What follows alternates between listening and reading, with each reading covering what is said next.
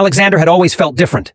Growing up in a quiet town surrounded by vast rolling hills and dense forests, he never quite understood why he couldn't fit into the mold the world seemed to want to cast for him. His classmates would chatter about mundane things like homework and sports, but his mind would wander, drawn to the farthest reaches of his imagination. It wasn't that he didn't enjoy the company of others.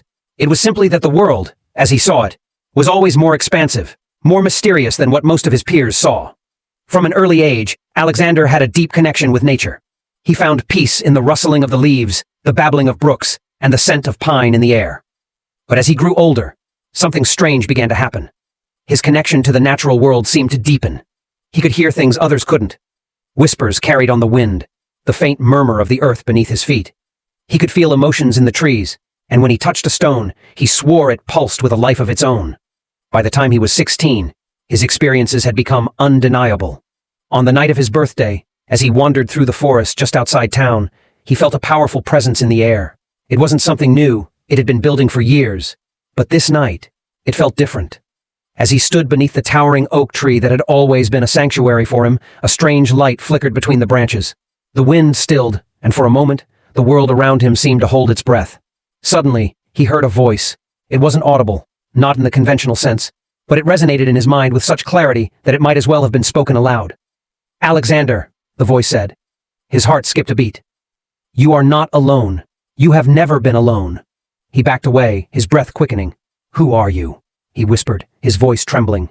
The air around him seemed to shimmer, as if the fabric of reality itself was bending. Then, in a flash of light, a figure appeared before him. A figure that seemed to be made of the very elements of the forest itself, a being of wind, earth, and fire.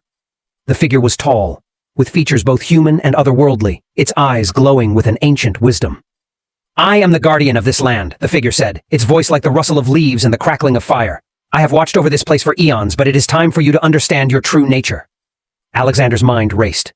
"My true nature," he repeated, still trying to process what he was seeing. "You are not just a boy of the earth," the guardian continued. "You are a child of the elements, born to protect the balance of this world.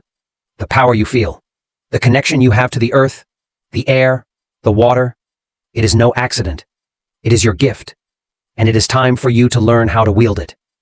The revelation hit Alexzander like a thunderclap. His whole life had been leading up to this moment, though he had never known it. His entire existence had been an unspoken preparation for something far greater than he had ever imagined. "But how?" he asked, his voice small, uncertain. The guardian smiled, a gesture that was both comforting and unsettling. "You already know. The forest has taught you. The earth has whispered its secrets to you. Now you must learn to listen more deeply. The elements will guide you." For the next few months, Alexzander devoted himself to understanding the gift he had been given. The guardian visited him often, teaching him how to harness the power of nature. He learned to summon the wind, to shape the earth, to command the waters. Each lesson was an awakening, a revelation of what he was capable of. His connection to the natural world became stronger with every passing day. But as his power grew, so too did the weight of responsibility that came with it. The guardian warned him that there were forces in the world that sought to disrupt the balance of nature, forces that would stop at nothing to harness the power of the elements for their own gain.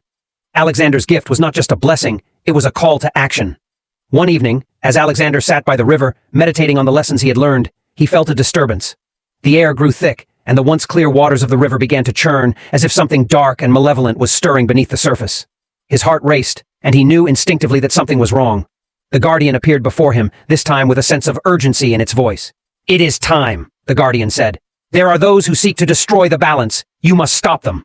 Without a word, Alexzander rose to his feet, the power of the elements surging through him. He could feel the earth beneath him, the wind at his back, the water flowing at his command. With the guidance of the guardian, he set out to confront the forces that threatened the world he had come to love so deeply.